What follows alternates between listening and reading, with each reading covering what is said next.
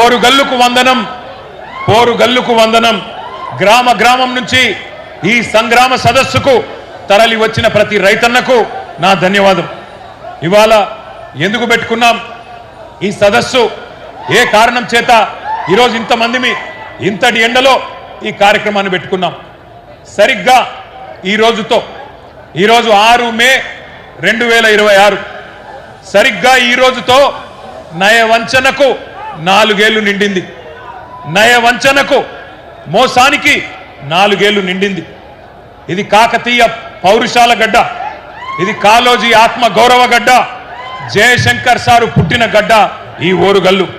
పోరాటాల విల్లు ఎక్కుపెడితే ఓరుగల్లు ద్రోహులకు గుండె జల్లుమంటది.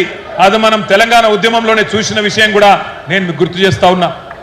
నర్సంపేట నుంచి ఇప్పుడే గౌరవనీయులు గౌరవ పెద్దలు రైతు మా గోపాలన్న మాట్లాడిండు. మా పెద్ద సుదర్శన్ రెడ్డి గారు మా సోదరుడు, వారిని ఆహ్వానిస్తే ఇక్కడికి వచ్చినారు. గోపాలన్న మాట్లాడితే మీ కేరింతలు, మీ చప్పట్లు వింటే నేను మధుసూదనాచారి గారు అనుకుంటా ఉన్నాం. ఇక మనం ఎవ్వరు మాట్లాడే అవసరం లేదు. రైతుల గుండెల్లో ఉన్న మాట గోపాలన్న చెప్పిండు అని చెప్పి మేము మాట్లాడుకుంటా ఉన్న పరిస్థితి మీ అందరికీ యాదికుండాలి. తెలంగాణ ఉద్యమ సమయంలో కూడా వరంగల్ ఎట్లా కదం దొక్కిందో మీ అందరికీ గుర్తున్నది. ఆ రోజుల్లో ఉద్యమ సమయంలో మా వినయ్ భాస్కర్ గారు పిలిస్తే నేను కూడా ఇదే హనుమకొండలో కాగడా పట్టుకొని మీతో పాటు కవాతు చేసిన. ఈ వరంగల్ వీధుల్లో తిరిగినాం. వరంగల్ జైల్లో ఆ ఉద్యమంలో భాగంగా ఇక్కడనే 2 రోజులు ఇక్కడే ఉన్నాం.